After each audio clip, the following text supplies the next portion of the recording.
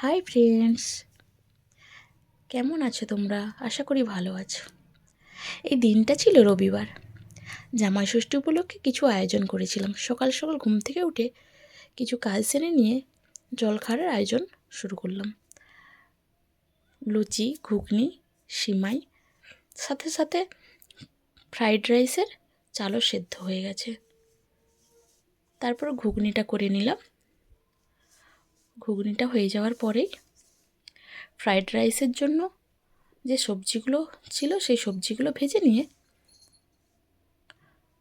রাইসটা দিয়ে কিছুক্ষণ নেড়ে চেড়ে গুঁড়ো চিনিটা দিয়ে আরও কিছুক্ষণ নেড়ে নামিয়ে নেব। এদিকে দিদিরাও চলে এলো। জলখাবার সাজিয়ে নিলাম। শাশুড়ি মা ফোঁটা দেওয়ারও কাজ শুরু করে নিল। প্রথমে শুরু করলো বড় জামাইকে দিয়ে ফোঁটা দিয়ে, তারপর ছোটো জামাইবাবুকে ফোঁটা দিল। ছোটো জামাইবাবুর পাশে বসে আছে ছোটো দিদি, ছোটো দিদির পাশে বসে আছে বড় দিদি।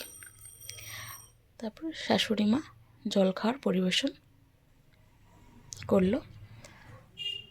চলো জামাইবাবুরা জলখাবার খেয়ে নিক, আর আমরা দুপুরের লাঞ্চের আয়োজন করি। আমের চাটনি শুরু করলাম। অনেক কিছুই মেনু হয়েছিল, যেগুলো দেখাতে পারলাম না ব্যস্ততার কারণে। লাঞ্চের প্রথমেই স্যালাড বানিয়ে নিলাম। এদিকে আরও সব খাবার সাজাচ্ছিলাম। চলো মেনুতে, লাঞ্চের মেনুতে কী কী ছিল বলে নিই তোমাদের।